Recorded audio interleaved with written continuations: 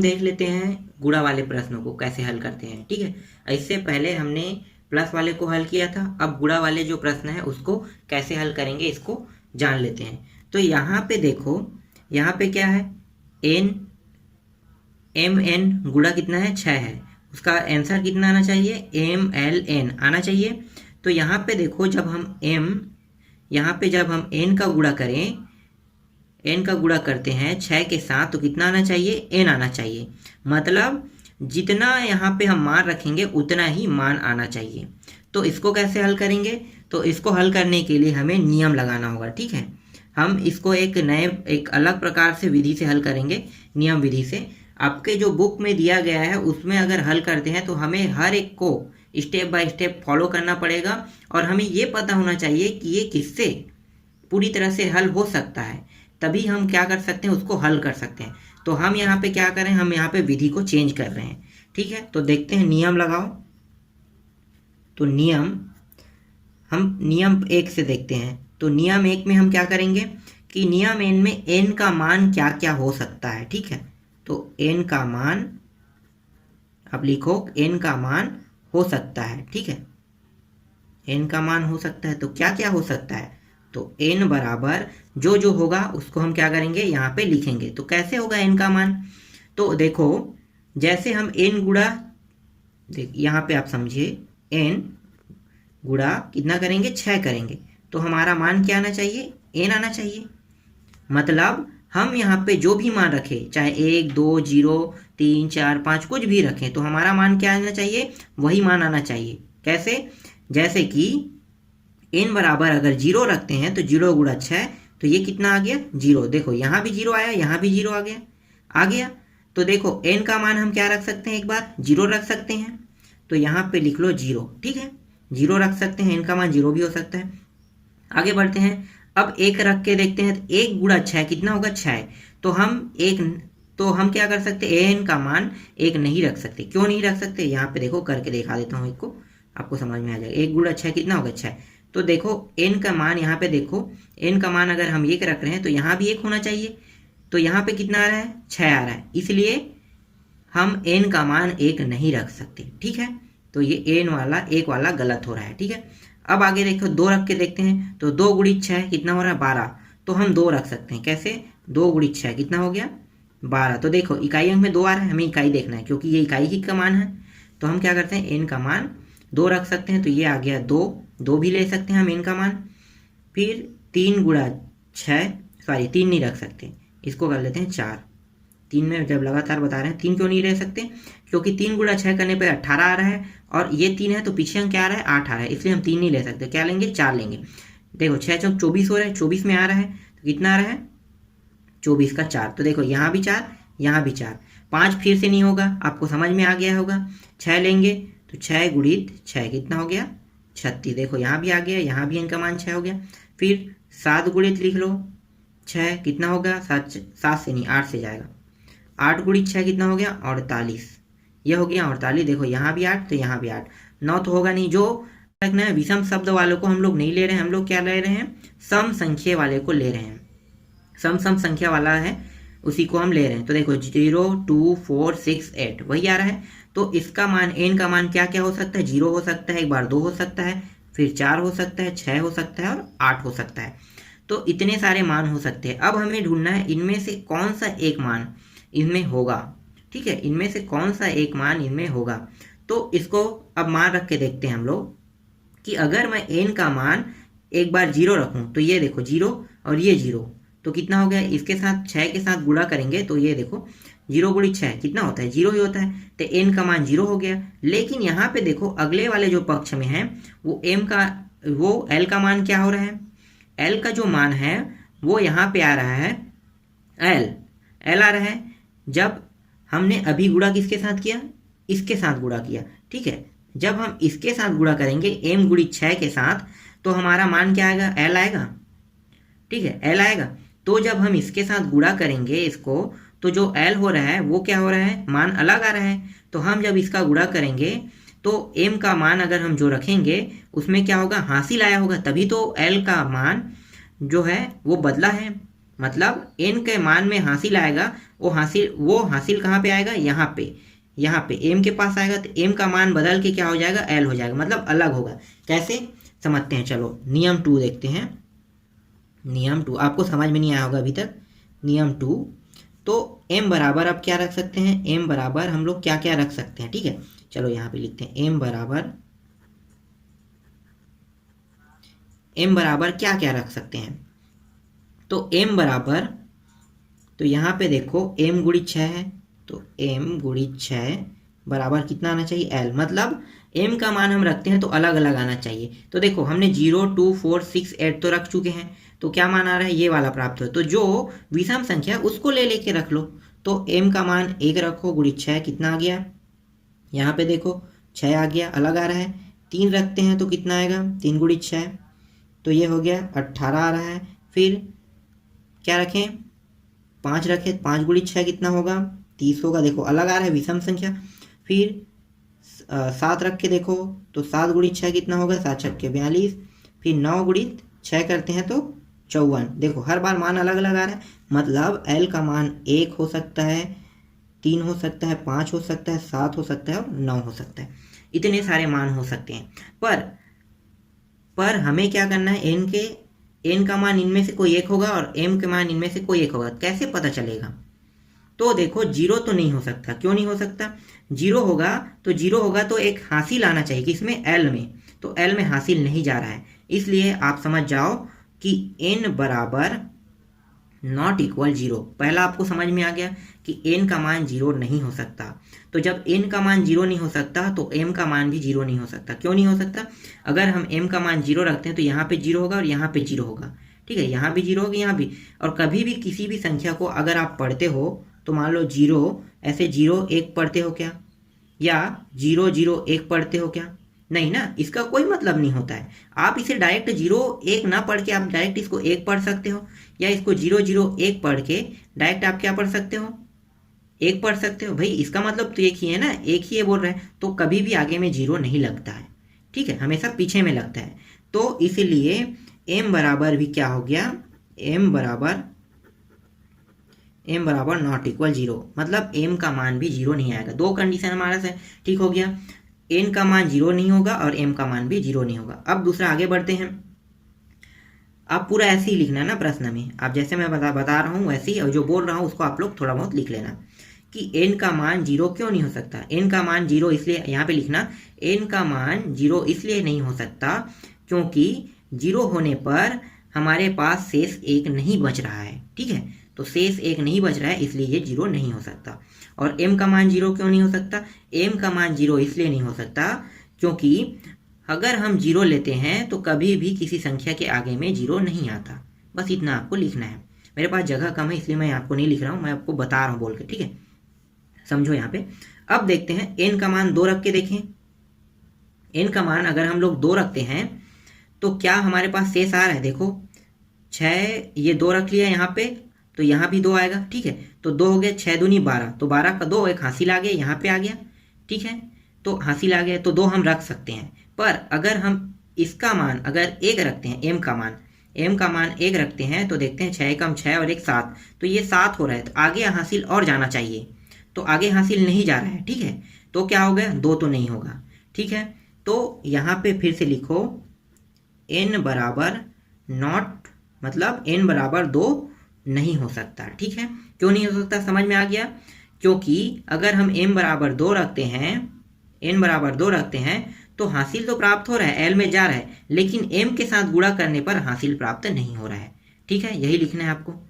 फिर आगे देखें, और यहाँ पे हम m बराबर अभी 1 रखे हैं, ठीक है, 1 रख के हल कर रहे हैं, पता चल जाएगा कि n बराबर 1 रहेगा कि नहीं रहेगा, ठीक है। अब आगे बढ़ते हैं, अभी इसको यहीं रखने दो, m बराबर 1 ही रखो। अब आगे बढ़ते हैं, n बराबर 4 रख के देखते हैं। n बराबर 4 रख के देखो, तो n बराबर 4 रखते हैं तो 6 जो 24, 24 आ रहा है। फिर m बराबर 2 हासिल आएगा, 6 6 कम 6 और 6 2 8, तो ये भी नहीं बनेगा, ठीक है। सेम जैसे हमने n बराबर 2 में आ रहा है वैसे ही 4 के साथ भी नहीं जाएगा, ठीक है। फिर n बराबर क्या रख के देखें, n बराबर हम 6 रख के देखते हैं, तो 6 छक्के के 36 का 6, 3 यहाँ पे आ गया तो 6 कम 6, 6 3 9। सेम कंडीशन इसमें भी लागू हो रहा है, तो n बराबर नॉट इक्वल 6। ठीक है, इतना आ गया। अब हमारे पास सिर्फ बचा है 8, तो 8 होगा कि नहीं ये भी चेक कर लेते हैं। तो ये 8 हो गया, 8 गुड़ी 6 कितना है, 8 छक्के 48, 48 का 8 आ गया, तो 4 हासिल आ गया, 6 कम 6, 6 और 4 10। ठीक है, देखो 10 हो रहा है, मतलब एक जीरो यहाँ पे आ रहा है, एक आगे बढ़ रहा है, मतलब 8 है। तो n बराबर 8 रखने पर, ठीक है, 8 रखने पर, अब हमारा n बराबर 8 रख रहे हैं, क्या है, क्यों रख रहे हैं, क्योंकि n बराबर 8 रखें तो हमारा पूरा पूरा मान आ रहा है। तो m का मान सही आ गया, m बराबर 1 रखने पर, और n बराबर 8 रखने पर पूरा हल हो जाता है। तो यहाँ पे देखो, अब हम लिख लेते हैं m का मान 1 रखो, यहाँ पे 1 रख लिए, और n का मान क्या रखा था, 8 आया। उसके बाद गुणित क्या है, 6, फिर यहाँ पे गुणा कर दो, 8 छक्के 48, ठीक है, फिर 6 कम 6 और 6 4 10, तो 108 आ गया, 108। तो यहाँ पे टोटल मान जो प्राप्त हो गया, ये m का मान था, ये n का मान है, और यहाँ पे देखो m l n तीनों का मान प्राप्त हो गया। तो यहाँ पे लिख लो, यहाँ पे मैं लिख रहा हूँ, ये m का मान था, ये n का मान था, ये m का, फिर l का, फिर n का। देखो तो n वाले मान में देखो, यहाँ भी n 8 है, यहाँ भी n 8 है, यहाँ पे m 1 है, यहाँ भी m 1 है, और यहाँ पे 0 है, मतलब हमारा मान क्या है, सभी सही है। ठीक है, तो यहाँ पे हो गया m बराबर 1 आया, l बराबर 0 और n बराबर 8। ठीक है, ये आपका आंसर है। इस नियम से अगर बनाओगे तो आपका जो क्वेश्चन है वो एकदम सही होगा, और आपके जो बुक में दिया हुआ है वो क्या है, वो भी सही है, पर उसमें आपको पर एक क्वेश्चनों को, मतलब पर एक नियम को लगाकर n बराबर 2 0 2 4 6 8 को सभी को हल करना पड़ेगा। और जितनी ज़्यादा हम हल करेंगे उतना ज़्यादा ये क्या होते जाएगा, ये लंबा बनते जाएगा, मतलब हर एक क्वेश्चन को। तो उसके लिए हमें क्या पता होना चाहिए, कि उसके लिए हमें डायरेक्ट एल एम एन का मान पता होना चाहिए। अगर हम m बराबर डायरेक्ट 1 रखें, l बराबर हम डायरेक्ट 0 रखें, n बराबर डायरेक्ट 8 रखें, तभी आपके जो बुक वाला क्वेश्चन का जो आंसर, जो भी बुक में जो बना हुआ है, जिस प्रकार से सॉल्व किया है उसी प्रकार से अगर सॉल्व करना चाहते हो तो डायरेक्ट आपको मान पता होना चाहिए। ठीक है, m का मान पता होना चाहिए, l का मान और n का मान। मैं यहाँ पे आपको पूरा बता दिया कि l m n का मान कैसे आया। ठीक है, एक और प्रश्न देख लेते हैं, उसके बाद आपको अच्छे से समझ में आ जाएगा। आपके बुक में प्रश्न क्रमांक 7 दिया हुआ है, तो इस प्रश्न क्रमांक 7 को हल करके देखते हैं कि ये कैसे हल होगा। ठीक है, तो जैसे हमने 3 को हल किया था वैसे इसको भी हल करेंगे। तो इसमें भी नियम लगा लो। तो नियम यहाँ से लिखना चालू करते हैं हम लोग, नियम। ठीक है, नियम 1 से हल करो कि यहाँ पे देखो क्या मान है, यहाँ भी l है, यहाँ भी l है। ठीक है, तो हमें क्या होना चाहिए, दोनों मान क्या है, सेम सेम प्राप्त होना चाहिए। तो l का मान, ठीक है, पहले निकालेंगे, l का मान हो सकता है, l का मान हो सकता है, क्या क्या हो सकता है, तो l बराबर, देखो l का मान हो सकता है तो हमें क्या लिखना है, l के मान बराबर, तो l का मान क्या क्या हो सकता है, तो इसको समझते हैं। l, तो देखो यहाँ पे l है तो गुणित 6 बराबर l आना चाहिए, l गुणित 6 बराबर l। अगर l का मान यहाँ पे जो मान प्राप्त है वही मान यहाँ भी प्राप्त होना चाहिए। ठीक है, तो l के मान को दोनों समान समान होना चाहिए। तो जैसे हमने पहले किया था वैसे ही आएगा, देखो सेम है। यहाँ पे पहले वाले में क्या था, वहाँ पे जो n दिया था, n के जगह में यहाँ पे क्या आ गया, दोनों जगह में l l आ गया। तो हमें परफेक्ट पता चल चुका है कि यहाँ पे क्या क्या मान आ सकता है। तो यहाँ पे देखो, एक तो 0 होगा, 0 6, फिर 0 6 के बाद यहाँ पे 0, फिर यहाँ पे 2 होगा, 2 6 कितना हो गया, 12। ठीक है, फिर 4 6, तो ये हो गया 24, फिर 6 गुणित 6 कितना हो गया, 36, और ये 8 गुणित 8 कितना हो जाएगा, ये हो जाएगा 48। ठीक है, तो हमारे पास l का मान क्या क्या हो सकता है, 0 2 4 6 और 8, ये संख्या हो सकता है। ठीक है, तो हमारे पास l का मान भी निकल गया, तो 0 2 4 6 8 रख सकते हैं। अब हमें क्या करना है, देखो l का मान हम लोग क्या मान सकते हैं, क्या हम 0 मान सकते हैं, क्यों मान सकते हैं और क्यों नहीं, इसको जान लेते हैं। तो यहाँ पे देखो l बराबर 0 रख के देखें, तो देखो l का मान 0 हो गया, तो देखो ये पूरा मान 0 हो गया, तो हम l बराबर 0 नहीं रख सकते। क्यों नहीं रख सकते? क्योंकि अगर हम l का मान 0 रखते हैं तो यहाँ पे l का मान क्या हो रहा है? 0 0 0 प्राप्त हो रहा है, इसलिए l का मान 0 नहीं रख सकते। ठीक है, आपको ये पूरा लिखना है। तो l बराबर हम लोग 0 नहीं रख सकते। तो मैं यहाँ पे पूरा बता दिया हूँ कि l बराबर 0 नहीं रख सकते। अगर l का मान 0 रखते हैं तो ये पूरा मान 0 हो जाएगा। ठीक है, इसलिए हम l का मान 0 नहीं रख सकते। तो l का मान अब देखते हैं 2 रख के। ठीक है, अब यहाँ पे थोड़ा सा यहाँ पे नियम 2 देख लेते हैं। फिर से नियम 2 आ गया, नियम, ठीक है, नियम 2 देखें। तो अब हम यहाँ पे क्या कर सकते हैं? m का मान क्या क्या ले सकते हैं? तो m का मान, m बराबर यहाँ पे देखो m गुणित 6 करेंगे तो यहाँ पे कितना कितना आएगा? यहाँ पे l आएगा, मतलब सभी मान अलग अलग आएगा। तो जैसे हमने पहले में किया था वैसे ही होगा। 1 गुणित 6 बराबर 6, 3 गुणित 6 बराबर 18, फिर 5 गुणित 6 बराबर 30, फिर 7 गुणित 6 बराबर 42, और यहाँ पे हो जाएगा 9 गुणित 6 बराबर कितना होगा? ये हो जाएगा 54। ठीक है, अब हमें क्या करना है? इन मानों को रख के देखना है। ठीक है, तो m का मान क्या क्या रख सकते हैं? 1, 3, 5, 7 और 9। ये m का मान हम लोग 1, 3, 5, 7, 9 रख सकते हैं। ठीक है, अब हम इसको देखते हैं ट्राई करके। तो देखो 0 तो हो नहीं सकता, यहाँ से 0 वाला हट गया, l का मान 0। तो अब देखो जो l जो है, ठीक है, l का मान अगर हम लोग 2 रखें, ठीक है, l का मान अगर 2 रखें तो ये क्या हो जाएगा? ये भी 2, ये भी 2, ये भी 2, ये भी 2, सभी के सभी मान क्या हो जाएंगे? 2 2 हो जाएंगे। ठीक है, 2 2 हो जाएंगे। तो मतलब क्या हो गया? ये 22 हो गया, मतलब 2 2 2 2, तो ये कितना हो गया? तो अगर हम 2 रखते हैं तो हमारे पास l का मान इसके साथ गुणा करने पर हमें क्या प्राप्त होना चाहिए? 22 ही प्राप्त होना चाहिए। तो देखो 2 रख के देखें तो ये हो गया 6 दूनी 12, 12 का 2, हासिला 1। ठीक है, हासिला 1। अब ये 1 है, मान लो 6 कम 6 तो 6 1 7 हो गया। तो हम 1 नहीं रख सकते हैं m का मान, हमें सिर्फ m के मान को अभी चेंज करते जाना है। ठीक है, m का मान हम 1 नहीं रख सकते। m के मान में देखो m का मान 2 रखे तो m का मान अगर 2 रखते हैं 6 दूनी 12, ठीक है, ये तो 2 ठीक आ रहा है, बस 12 1 13 आ रहा है। फिर नहीं रख सकते m का मान, m का मान क्या रखेंगे? फिर 3 रखते हैं, क्यों क्या क्या रखना है हमें? 1 3 5 7। ठीक है, 3 रख के देखें तो 6 3 18, 18 1 19, तो ये भी गलत हो रहा है क्योंकि हमारे पास क्या आना चाहिए? 22 आना चाहिए। फिर 5 रख के देखो 6 5 6 30 हो रहा है, तो ज़्यादा हो रहा है। मतलब m का मान यहाँ पे क्या है? हम 2 वाले कंडीशन के साथ नहीं रख सकते। तो हमारा क्या है? l बराबर नॉट इक्वल टू, ये भी नहीं है, क्योंकि l बराबर अगर हम रखते हैं तो 2 2 2 प्राप्त हो रहा है, जो संभव नहीं है। ठीक है, जो संभव नहीं है। क्यों? क्योंकि ये मान जो है या तो ज़्यादा हो रहा है या तो कम आ रहा है, इसलिए ये नहीं हो सकता। और m का मान अभी फिक्स नहीं हुआ है, m का मान क्या रखें? लेकिन l बराबर हम क्या रखें?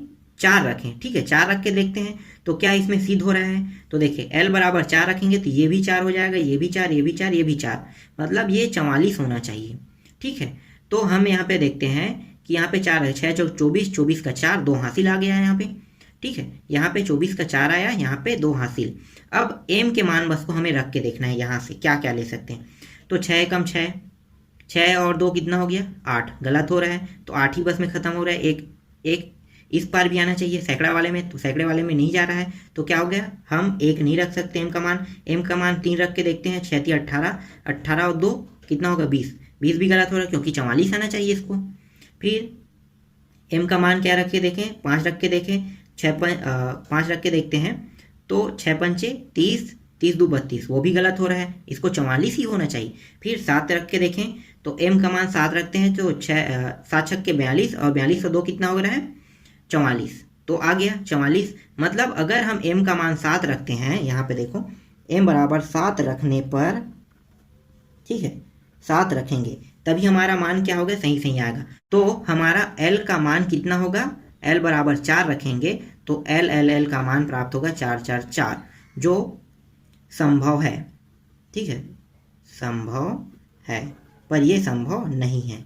ठीक है, ऊपर वाला लिख देते हैं, ये 2 वाला संभव नहीं, ये संभव है। कैसे? अब हल करके देखें तो m का मान हम कितना रखेंगे? 7, और एल का मान कितना रखेंगे, एल का मान यहाँ पे देखो 4, तो एल का मान ये हो गया 4, ठीक है, इसको काट लो थोड़ा सा, यहाँ देखते हैं ये 4, ठीक है। और यहाँ पे गुणा कितना है 6, हल कर दो, 6 चौक 24 का 4, हासिल आए 2, फिर 6 सत्ते 42 और 42 और 2 44, देखो आ गया आपका आंसर। तो हम एल के मान कितना ले सकते हैं, एल का मान 4, और एम का मान कितना मान सकते हैं, एम का मान 7। ये क्या है, आपका आंसर है। किसको क्यों नहीं लेंगे ये भी मैंने यहाँ पे बता दिया, और किसको क्यों लेंगे ये भी आप लोगों को पता चल गया है, ठीक है। एक प्रश्न जो है वो प्रश्न क्रमांक 4 आप लोग बना के देखना, सेम ऐसे ही बनेगा। मुझे पता है उसमें क्या आने वाला है, डायरेक्ट मैं इसको देख के बता सकता हूँ, पर आप इसको इसी तरह से सॉल्व करके देख लेना, ठीक है। ये भी प्रश्नावली पूरा खत्म हो गया।